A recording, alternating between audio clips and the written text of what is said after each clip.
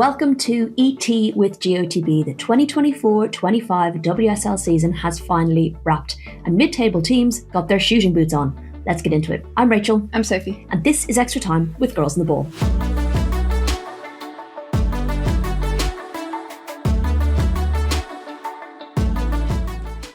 Welcome back to your weekly episode. Plenty for us to run through, as always. But before we get going, this is your weekly reminder to make sure you subscribe wherever you listen or wherever you watch your podcasts. Would love to get a review from you. Leave us a comment. We'd love to hear from you. Let us know what you thought about the final WSL weekend. It's plenty to get into. So if we got there in the end, it felt like a long season.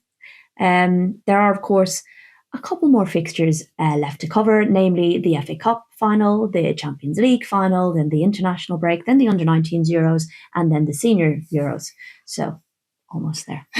Just a little bit more to go. No, but this is the best time of year. You get through the slog of, as much as we enjoy our job, get through the slog of the cold months, the winter months, for these moments. And when you have two cup finals up ahead in the Euros, that's pretty good, isn't it? Yeah. What did you make of it all? Goals galore, except maybe for our match. And Arsenal made sure that there was still some excitement left in the weekend. Really, if you were a conspiracy theorist, you'd almost be like, you know what? They obviously wanted to just keep the excitement. They went 4-1 up and said, you know what? No, let's make it exciting again. Let's keep it right down to the wire. We are going to chat through, of course, all of those results. We're going to look at the table. So you're going to give us your player of the weekend. You're going to shine a spotlight on a moment. We'll go through our final team of the week as well. And in the coming weeks, we will do our team of the season. We'll run through how each club has gotten on, what we think they need to do in the summer, etc. That'll be a two-parter. And we're also hoping to get a special episode out later this week as well. I will give you more information on that later in the episode. But let's get into the final action of the WSL of this weekend. The results are as follows. Arsenal 4, Manchester United 3. Kelly, Caldente, Monum, Little, Toon, Turland and Letizier with the goals. Villa 3, Brighton 1, Salmon, Daly, Pacheco and Paris. Chelsea 1, Liverpool 0. ABJ with the goal there. Everton 1, Spurs 1, Sarri and Spence on the score sheet. Leicester 4, West Ham 2, Kane with the brace, Tierney and Assay with the brace. Man City 5, Crystal Palace 2, Carolyn with the brace, Roard, Kanak with the brace, Virden and Gale. So bloody loads of goals. Quite a bit of alliteration in there as well, wasn't there? Yeah. Toon, Turland, Letizier, Pacheco and Paris, Sarri and Spence, Kane. I was writing all this out thinking this is almost... What's the word? There's a word I'm looking for. Anyway, I love it. I love a bit of alliteration. So I was very much enjoying writing all of this out. The table, the final table. We knew the top, we knew the bottom. We kind of knew who second and third were. We just didn't really know the order. But this is how it finished for one last time. Chelsea finished with a record 60 points, unbeaten, 19 wins, 3 draws and 56 goals scored. Arsenal clinched that second spot with 48 points, dropping 6 points to be 12 points behind, I think is what I was trying to get at. Manchester United finished in third on 44 points. So there's your UWCL teams, which we knew for next season. And City finished in fourth on 43 points, just a point behind United. Brighton hung on to that fifth spot, finishing on 28 points. Villa jumped up to sixth with a great run-in, finishing on 25. Liverpool in seventh on the same number of points, but inferior goal difference. Everton finished in eighth on 24. West Ham in ninth on 23. And Leicester in 10th on 20. And it was Tottenham Hotspur who ended up in 11th, also on 20 points, but with an inferior goal difference to Leicester. And Palace, of course, in that relegation spot, finishing 10 points behind on 10 points. Villa and Spurs probably the biggest surprises for me at the table, but that's something we can delve further into in our review episodes. But that's when I saw the table at the end of the season, at the end of the weekend, I kind of went, oh my God, Villa up in 6th, Spurs are down in 11th. And only a couple of weeks ago, we were saying this team could finish 5th, this team could finish 5th. But it was Brighton in the end, but quite close. Yeah, between those very close. Middle pack. It's going to be... Right, let's get into the games. Arsenal 4, Manchester United 3. This is an interesting one because I think the way Arsenal had been going with their couple of games after the Champions League semi-final, it felt a bit like the wheels had come off a little bit. And Manchester United, obviously a tough team to come up against, especially given they're both vying for that second spot. It just gives them one less round of games to play in the Champions League qualifiers. So there was a lot riding on this one. And I think many thought, particularly with Melvin Mallard starting over Turland, that kind of type of number 9, that kind of runner would make things difficult for Arsenal. But they went ahead very early through Chloe Kelly. 2 minutes. A very, very, very rare Fallon Tullis-Joyce mistake. Not something we see very often. It happens. Yeah. Happens to the best of them, as we saw. But they got in front early. United got back into it relatively quickly and went into the break 1-1. Then a penalty. And then things just kind of opened up a little bit for Arsenal. Suddenly they found their rhythm. In that first 70 minutes, from like the commentators speaking, they were talking about how great Arsenal were playing some very lovely football. And then the last 20 minutes were like a slightly different team almost. Yeah, I think it kind of summed up Arsenal this season. I do think it was going to be like, it was a disappointment in a lot of ways for Manchester United, because they did fall apart a little bit in that second half, especially. But Arsenal did, they did dominate them pretty much, I think. In terms of, they were really, really tight in the ball. They were playing some beautiful football. And it was kind of down to their own doing, I think, a bit, that Manchester United got back into the game. They looked so comfortable at 4-1. They were playing beautiful football. The Katie McCabe assist for the Freedom Morning goal. That was delightful. So lovely. The finish from Kim Little, she deserved that moment in front of the Emirates crowd as well, I think. So Arsenal, they can take so many positives from the way that they were playing, but I think that last 20 minutes, it was that mistake, wasn't it, from McCabe, passed it straight to Turland. They got the goal back, and then 7 minutes later or something, she goes and fouls Clinton in the box. You could see from her reaction. It's just you could see she knew that it was like, she was like, oh, what have I done? What have I done? Why me? Kind of thing.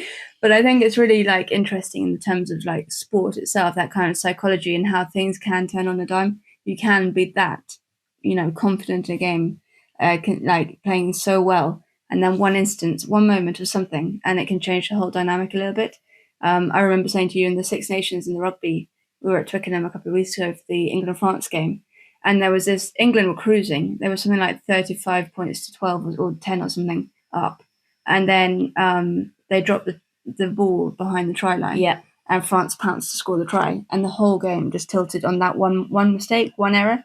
So I think it's it's just really interesting, that kind of psychology of sport. It was the same instance in this. There was that one error from Katie McCabe, and it just changed the kind of momentum and the dial of the game. And Manchester United were able to sort of finish quite strongly. We were chatting about this. I was saying, to you the last couple of weeks about Arsenal's mentality, and it has changed in a sense that they've gotten better at coming back in games, which I think in the past they might have struggled a bit with. But it's almost like, you look at, say, at Chelsea, for example, and when they build up the team, it looks, like a solid concrete brick wall with, concrete in the middle and cement in the middle. It looks really sturdy. Arsenal, I feel like, sometimes kind of be a bit like a Jenga, and they'll build up this lovely style and they'll look great, and then just one piece pulls and the whole team kind of goes, whoa. And and I felt a bit like that, like a piece went, another piece went, and suddenly they weren't like, they built this lovely wall, Jenga wall, and suddenly it was starting to wobble a little bit. But maybe that's something they need to work on. I think there is a mental piece for Arsenal that they need to work on, and I do think over the summer we will be seeing changes come in. They need to look at that defensive line, because they need to kind of get someone to complement Leah Williamson a bit more. She's obviously their starter. She will be their starter for a long time. I think Steph Catley has done well in parts this season, but she's not a centre-back by trade. You can tell she's not a centre-back by trade. And I think moving forward, if you want to progress this team, you need to really build those foundations from the back. We'll get into that in our review piece. For sure. Don't give too much away. No. But I think, So I think there's so many positives that Arsenal can take from that game. And this season, they created something like 16 chances. They did out-create Manchester United. They got 9 on target, I think. So they had the opportunities. They were scoring goals. They loved being in front of that Emirates crowd. Chloe Kelly was on fire. She was like bit between her teeth, kind of thing. So lots of things. And I think it was really important as well, not just to get that second place, which is important, but going into the Champions League final with a win. That was their last game before the Champions League final. Yeah. So if they'd lost it, and it had been like that trio of really bad defeats, that would have changed the dimension or the mentality a little bit. I think having that spark at the end will have given them something to go into the final with. I know where I got the number 12 from. Where? They conceded 12 goals in 3 games. Oh, okay. So they didn't drop points. They conceded 12 goals in 3 games. And that's just come to my head as you said that, because yes, they're coming up against Barcelona. Always going to be a difficult game, but conceding 12 in 3 games is not ideal when you're about to come up against a side like that. But Manchester United finishing in third, just a point behind. Getting Champions League is the main thing. I know they'll have to go through an extra round of qualifying, but they will be delighted to be back in Europe again. And I think a pretty solid season with an FA Cup final to come. So, okay, moving on to Aston Villa versus Brighton. This ended 3-1. Again, another really interesting game where mid-table teams might be picking up points against the top four, but they can't seem to find any consistency against each other. Villa, on the other hand, seem to have really found their rhythm. Once they shook off the scaries of relegation, we got to actually see what Natalia Arroyo's side can do. Now, I've written down how all these goals were scored because I was given shit for not being 100% sure on how a goal was scored last week. So I have them all written down. Solo run, right foot, inside the box, right foot. A lot of right foots, actually, tight angle. So yeah, lots of goals in this one. A good game of football. Brighton had chances, playing some lovely football, lovely passages of like neat footwork in and around the box, a little bit of flair. Adjumang even trying with a back heel on goal, which was pretty cool, but it was saved. Definitely opportunities, I think, for them to get back into it after Salmon scored early. And what a goal that was. It was like a solo run. She picked it up inside her own box. Just like, there was no stopping her. And it's great to see her in form again, isn't it? It is. I think Aston Villa are going to be, early prediction here, a very fun side next season. Let's see who stays, who goes, who they sign. No, I'm not saying that where they're going to finish or anything, but they're going to be fun to watch. I think you've seen that in the last 5 games. They're on this 5-game unbeaten streak, and I think we've said it before as well. As soon as they got safety, they were able to take the shackles off and kind of go with what Natalia Arroyo wants to do and wants to building. There will be changes, of course, but in this game, they showed exactly what they're trying to do, what they're about. The two, the Salmon and the Rachel Daly goal, were 2 brilliant phases of counter-attacking play. That Daly goal came from a wonderful D'Angelo ball to Robinson, and it was just like that, like really, they were pretty direct with it as well. Brighton's line just couldn't deal with the directness of their kind of movement. So, very, very good signs, positive signs from them. They've been performing really well in these last 5 games, as I said, and it was a really nice moment as well for Maz Pacheco. I know she's leaving the club. Consolation. Well, sorry, yes, not a consolation goal with Paris, but Maz Pacheco getting that goal right at the end, celebration on that final game. So falling on her back and everyone piling on top. I see that sometimes, and I was like, lads, like, don't flatten her. She has the rest of the game to play. But she was, it was very nice to see. But I was going to say, I think Brighton would have felt like they could have gotten back into it earlier. And there was a passage of play where Seika hit as you look at the goal, the right crossbar, it came back out. Kirby then hit the other post. It was just bonkers. Like that, it was one of those, I bet in their heads, they were like, geez, we'll never get a goal. Like we could have a 91 minutes and not score. They had the opportunities. Adjumang had a back flick as well, a back heel attempt. D'Angelo made a couple of good saves. They had their opportunities. I think it kind of summed up the second half of their season a bit, where they haven't really been on full song. And they have struggled. I think they've won 3 times in the league in the second half of the year, something like that. So still retained and their away form is much worse than their home form. I think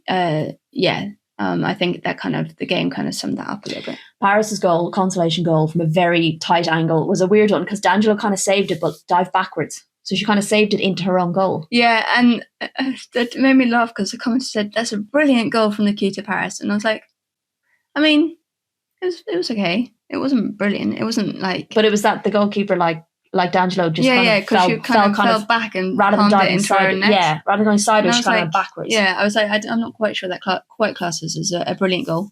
But it capped off a brilliant season for Paris, that's for sure. Yes, and I think in terms of Aston Villa, what was it, 5 wins in a row? Yeah. Yeah, so that's pretty impressive for them, given at the beginning of the season they couldn't buy it at times. Right, we were at Chelsea-Liverpool with Aggie Beever-Jones scoring the only goal in that game in the 90-plus minute.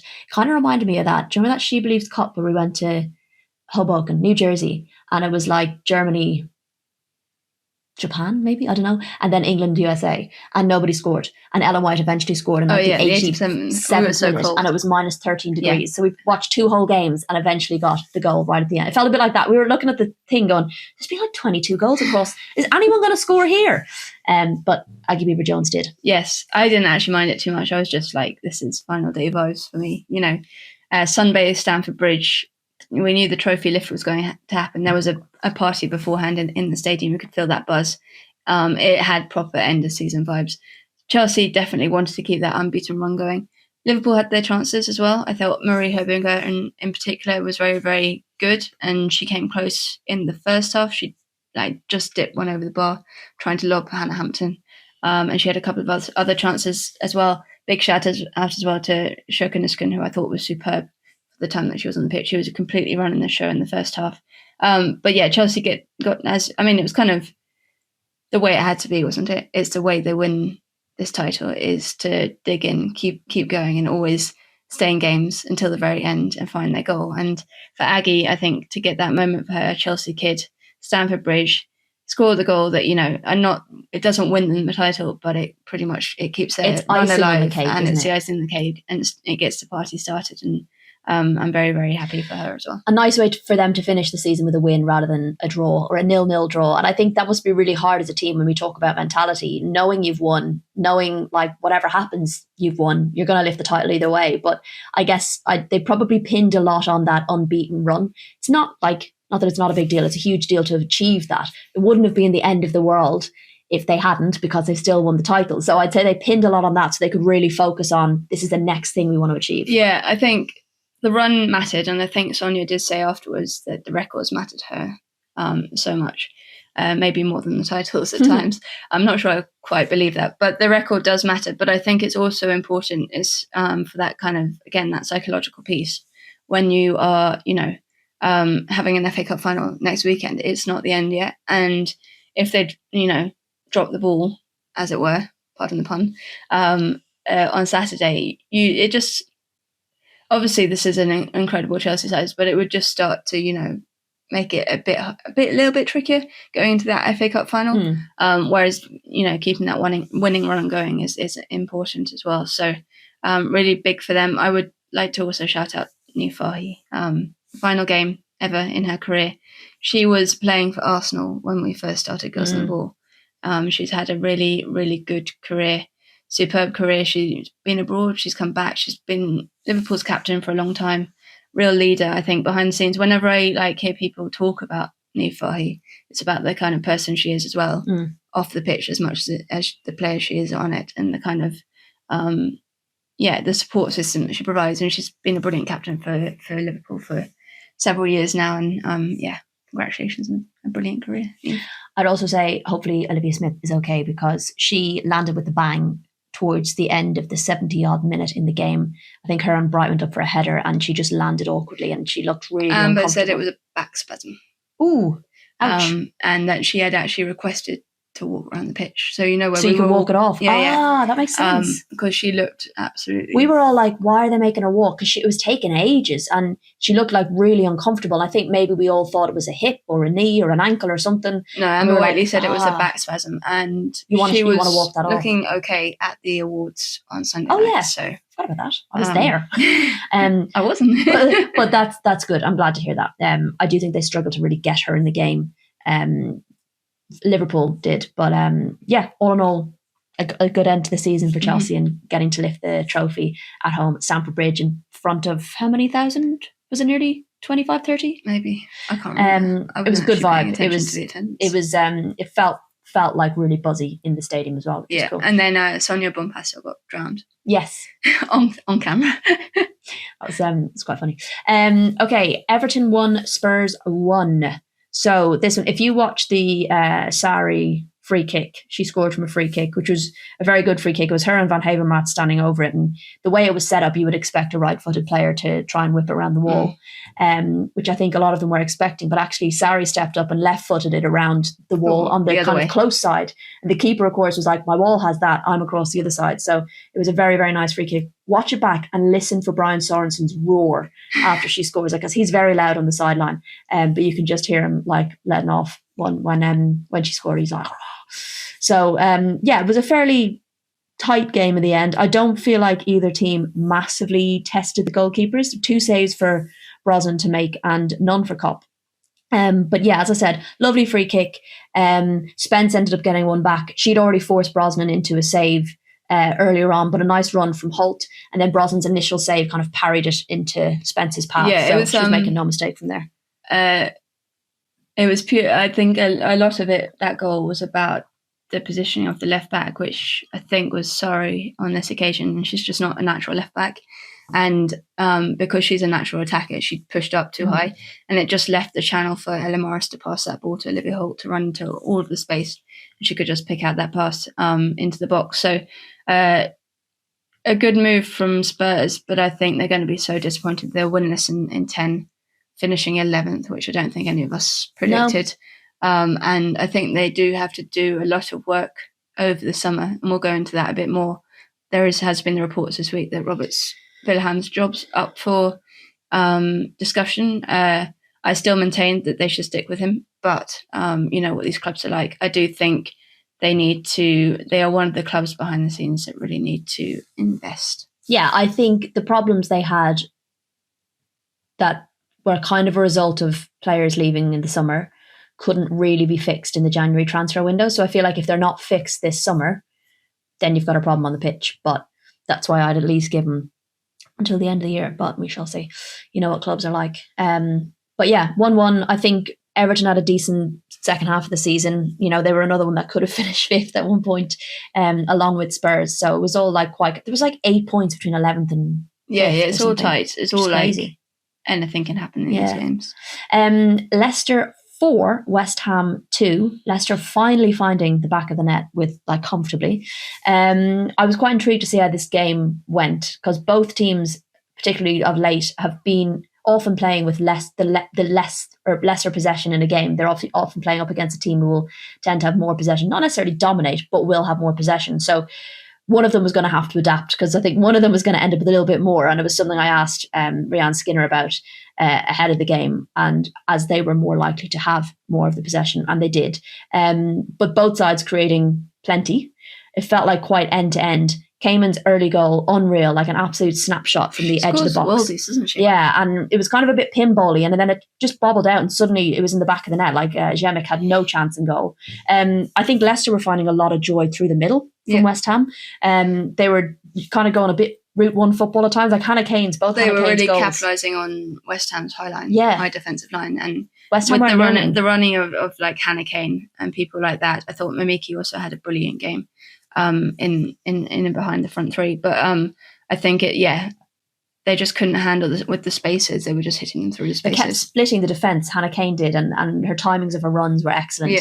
I think she had a very good game. I think West Ham were brilliant at kind of reacting to where the danger was. Asseyi could have had a hat-trick. She was brilliant.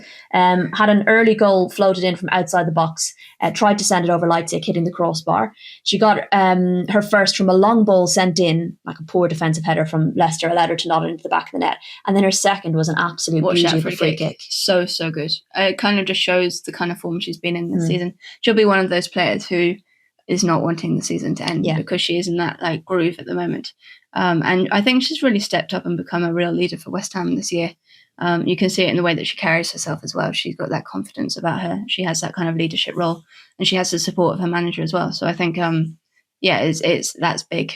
Yeah, in terms of her development. So I know I touched on it, but Kane was doing really well to just kind of sit on the shoulders of those defenders. It's where her next goal came from. West Ham got it back to 3-2, but Leicester finished the game off with a wonderful long range effort from Tierney after a ball over the top found her. She saw Jemek off her line and went for it, which I thought was a awesome goal to finish the game. Route 1 football worked really well for them, and they just kept catching West Ham. Yeah, I think that's what Hannah Kane is about.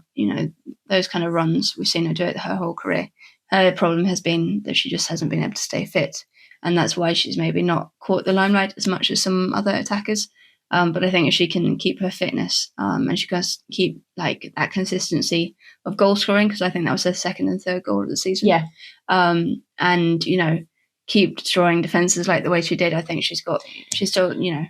I think what her and Tierney showed were the two different types of goals that actually Leicester can capitalise from, even if you don't have a lot of possession. Really good counter-attacking, defence splitting balls, and also over the top. I think there's something to be said for Leicester's home form as well in the second half of the year. I think that's been really, really good.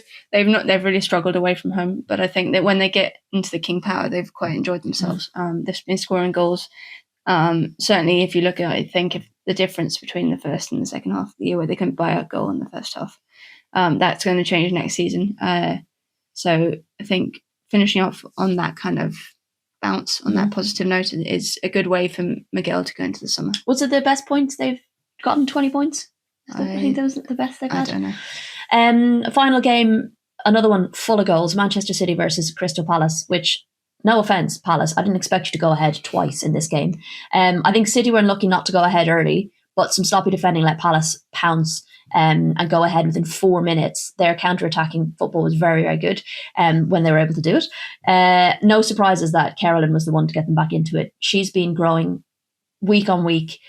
She's such a threat and a lovely finish. I think her and Hemp on each wing, how dangerous could that prove to be next season? So she's been very, very good, and she did get a brace in this game. Shea Yanez made 12 saves, which is incredible. City created 31 chances with 17 on target.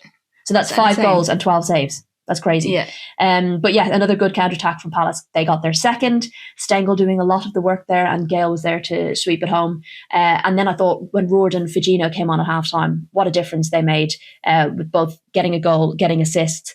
Figino had a brilliant strike saved, I think, by Inez in the second half as well. But Hemp scored within 32 seconds of the first half from a Roord. She was offside, but I think Roord had sent her the ball and literally just come on. I think it was her that set her up and it was offside. And then Roord hit the post as well. And it was Carolyn and Hemp then who paired up for the third goal, which was initially saved from Yanez, and Roord poked it home. So already seeing those two working together, which I think we saw what the business at City did in January, how that has helped them through their crisis. They still have tooth in the squad, but I think Caroline is going to be a big one to watch next season for me. She's maybe took a couple of weeks to get settled, as any player would do, into this league. I think she said, or I think if I'm right, she said in an interview that she's realised how physical the WSL is, maybe compared to the NWSL. It is a different type of play, and you do have to get used to it. Not saying one is better than the other, but I'm just saying, my feelings on that. But just saying they are different styles and different level of tactics, and I think she's probably had to adjust to that. But both her and Rebecca Knack, when they're fit, or when Knack is fit, they add so much to this. That's City what I was side. going to bring in. I don't know if it's Knack or Knack. I thought it was Knack. But having come back again from injury, what an asset she'll be in the back for City, because I do think they need to strengthen there. But not only is she showing what she can do at the back, she's also showing what she can do in front. She scored last weekend, didn't she? Yeah. And she scored 2 this weekend, 2 headers. So a danger from set pieces. She is, and I think especially given that they're going to lose Alexandri, they definitely need that. And I think she will complement Alex Greenwood in that centre-back pairing very, very well. Yeah, so you had Knack, Carolyn, Knack with the final goals of the game. But yeah, it sounded like if whoever was at the Joy Stadium, it sounded like quite a mad game to watch. Yeah, quite an fun exciting game. one. Yeah. Good way to finish the season. Absolutely. And good to see Palace proper putting up a fight, even though I think there's so many questions though, because they got rid of their bloody manager again. Well, yeah, whether he chose it or whether he got rid of, he's gone. And after 10 weeks, I still maintain that was an absolute bonkers decision. Not because I mean, from what I knew of Leaf and from the interviews that I've done with him in the past 10 weeks, very, very nice man. Very, kind of, you could tell that he loves the psychological side of the game. He's a psychologist on the side, I think. He was very, very engaged in what he was doing, and he was committed to it. And I think the players did like playing for him. Mm-hmm. But I still maintain it was a bonkers decision to do that, because I don't really know what it achieved. Yeah, well, nothing, as it turns out. Okay, have you got a standout moment of the week you would like to touch on? So I was struggling with this one, because I think there's two shout outs. Maz Pacheco's final goal. It's a really special moment for Maz. I know she's had a tough year with injury and stuff, so good way to go out. And then Kim Little scoring at the Emirates, as I mentioned before. But I am going to go with Aggie Beaver Jones's 91st minute winner. I just thought it kind of so symbolic of Chelsea's season, and for it to be a Chelsea kid as well. Yeah, absolutely. Love that. Wow, so kind of 3 in there. Yeah. Well, have you got a player of the week? I was going to go with Carolyn. Okay. Because I thought she absolutely tore up that game. She was so dangerous, and you could really see this partnership starting to come together.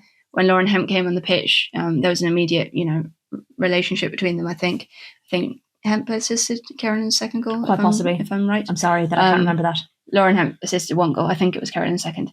I think that's something for Manchester City fans to be super excited about. But I think she's torn up the league since she's come here, and she will continue to do so. Finally, let's do your team of the week, your final team of the week for the WSL this season. Okay, so generally pretty easy apart from the goalkeeping position. And I was struggling. So I was going back and forth between putting Shainez or Janina Leipzig in there. And I was saying, can I put in a goalkeeper who's conceded 5 goals when she was the most outstanding goalkeeper of the week? Or do I go with Leipzig? So I think I'm going to go with Shainez, but don't kill me. Anyone. 12 saves, it's amazing. 12 saves, yeah. She outperformed any other goalkeeper this weekend, I think, in terms of that. And some really, really class stops as well. Then at right back, kind of a bit out there, I went for May Letizier. Okay. I think they played 3 at the back, Manchester United, for a bit. So I was technically like putting her on the side there. Millie Bright, superb for Chelsea. Rebecca Kanak, scoring 2 for Manchester City. And then at left back, Maz Pacheco for Aston Villa. In the middle, I have Yuha Sagawa. She bossed that game. Shoka Nuskun, as I said earlier, I thought she was brilliant. Yuka Mimiki in the 10 kind of role for Leicester, kind of pulled the strings. Then you've got Hannah Kane out to the right, Carolyn in the centre, and then I put Chloe Kelly on the left because I know she can play on the left side. We're squeezing them in. They're not even square pegs and round holes. They're like oval shapes and round holes. Kelly, so they kind of sort of fit. Kelly can play on the left side, so it's fine. She can go there. It's close enough. There you go. Love that. We will do, as I said, team of the season a little bit later on. Being worked on. Personally dreading because it always causes such a ruckus.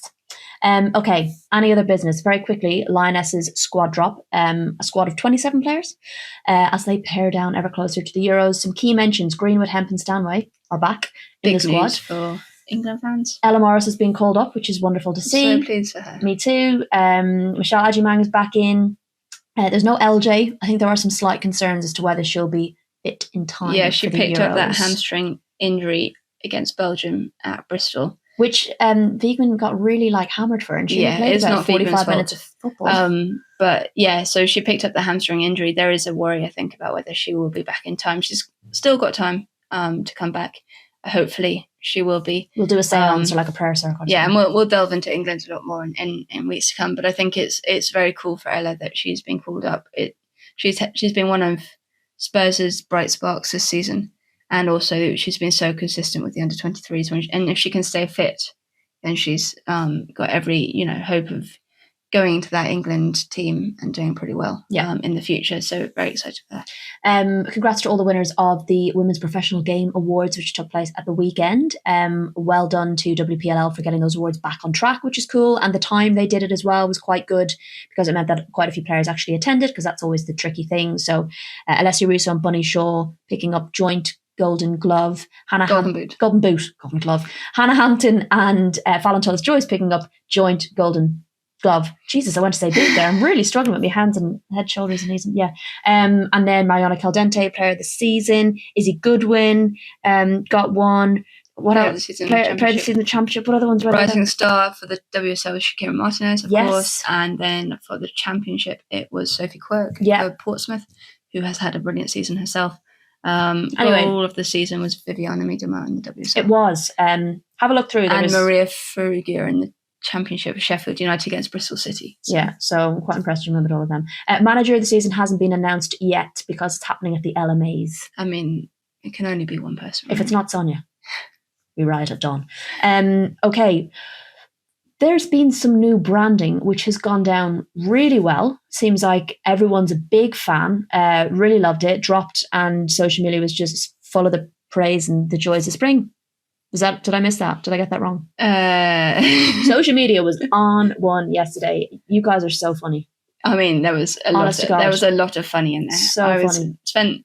I was trying to write my script yesterday, and I just kept getting cracking up with the memes and stuff.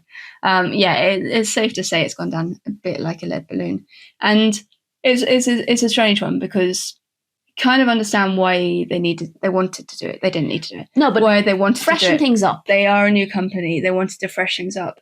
They wanted to stamp their mark on it, and it's about branding. and having a strong brand sells, products and stuff like that. But I think the problem at the moment is they aren't taking anyone on a journey with them. They're not telling stories. There isn't, when you look at the brand, as people who've worked in, branding, there isn't real story behind it. The current one that's being used on the Twitter profile pictures is just like stripes. It looks like Wolverine had to go with a piece of wallpaper and just went down it. Like, do you know what I mean? I can't see the link. There's no clarity to how it connects to. And a lot of like some of the assets are metallic in the video, can't be transferred to any kind of physical assets at all. So they have to sort of work around that. So I think I know what they're trying to do. And I think for the other problem for me is we all know how much those things cost. When you employ a creative agency to do things, it is going to cost big bucks. And there are so many, it feels like there's so many aspects of the game that needs fixing where that money, and I know they're different budgets, they'll belong in different departments, but it's not a great look. It's just not the best look when you're thinking about, facilities, referees, trying to close the gap, working on, how to get people into stadia, tackling discrimination. Tackling discrimination. And it's just, it rankles when you know how much those things cost. It just feels like it's just not quite in tune with kind of what fans are thinking about the league. For me, I know so on the men's side, I know the Premier League is a big brand, but you don't really think about the company behind it. You think about the football, and that should always be first and foremost. So I just think they need to start learning how to, and it's been the problem throughout. It's the same with that whole relegation stuff, right? They don't bring people on a journey. They don't explain what they're thinking, why they're thinking it. It comes out through leaks. I mean, these things were, the logos were leaked. Well, they were so annoyed. They were posted on the trademark website, so everyone could see them before they actually got announced. And I think by doing that, you just, and I mean, that's not their fault. They have to do that to register the company. But at the same time, again, kudos to whoever found them. Yeah, I just think. I mean, there's some super sleuths. Serious work. It's I know we're not allowed to compare Taylor Swift and women's football, right? Yeah, but Taylor Swift fans and women's football fans are the biggest super sleuths. There you go. I've ever seen. Well, apparently they're all football fans, so apparently that Venn diagram is a circle. Well, I'm certainly, if that's to be believed, you're one of them. Anyway, that is the new branding. That is somewhat flopped, and I think as well, it was always going to be a bit of a hostile audience with everything that's gone on this season. So you needed to nail it. I think it was going to land, and it just didn't. Yeah, and it just needed to look a bit better. Less clip art, more. Yeah. I thought the best one I saw was that it looked like a double CD. Yeah. From the 1990s. Yeah. Also, WSL2 is back. Too Fast, Too Furious. Whoever put that tweet up is hilarious. What's next? That's it. Actually, that's for me the more important point. We can joke about the branding. I don't quite understand the thing.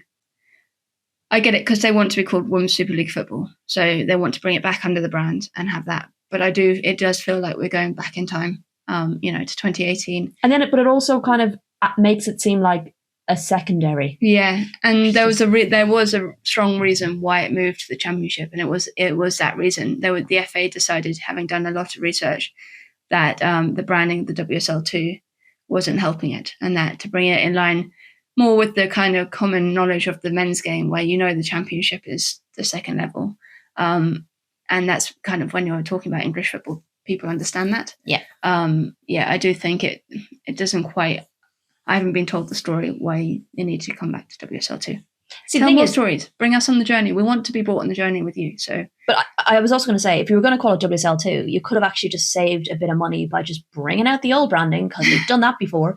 I also think, I agree with you. I can understand wanting to put your own stamp on it, but I also think you could have just jazzed up what you currently had, or just tweaked it a little bit. Or, the thing is, and I know there was resistance to the old logos when they came out, but I think when you look at them, they are such a powerful, they are such a clear statement of what you are and who you are. Everyone knew that branding and what they related to. And when you're thinking about badge patches, that's the thing, not bad patches, badge patches on shirts and stuff like that. We all knew that kind of iconography. Wow. I'm really struggling with the words here. Soon. But it doesn't feel quite as strong this time around. Yeah, I don't know what the iconography is. It actually gets more confusing with the WSL, which is like the World Surfing League, which is sometimes something that gets confusing. And now the brands are giving more similar. So when you hashtag WSL on Twitter, you get a lot of surfing stuff. So anyway, we're not on the crest of a wave right now. It feels like we're at the bottom of one, but hopefully it all goes up from here.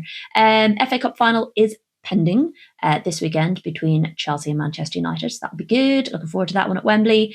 And we've got a bonus episode hopefully coming out this week. I'm saying hopefully just in case I don't know what happens and I don't get it out on time. But we did record our first ever live Extra Time with Girls on the Ball episode from under the bridge at Stamford Bridge, thanks to 3UK and their We See You network. We got to sit with Enya Luco and Carly Telford in front of a room full of very invested and excited young women getting into the game and wanting to be part of women's football in varying degrees, whether that's on the pitch or off the pitch. So that was a really fun night, and I'm going to try and edit that and get that out this week so you can hear it as well, because it was really fun. It was. Carly Telford forced me into a Chelsea scarf as well. Yeah, Carly Telford did kind of hold you down and make you put on that Chelsea scarf. I'm wrapped in it. It's, so just bear that in mind. Poor Sophie's laden with gear from Carly, which is very nice for her to get. Yeah, it's somewhere around here. Yeah, I don't know where she gave it to me permanently. It's over there in the corner. But otherwise, that is it from us.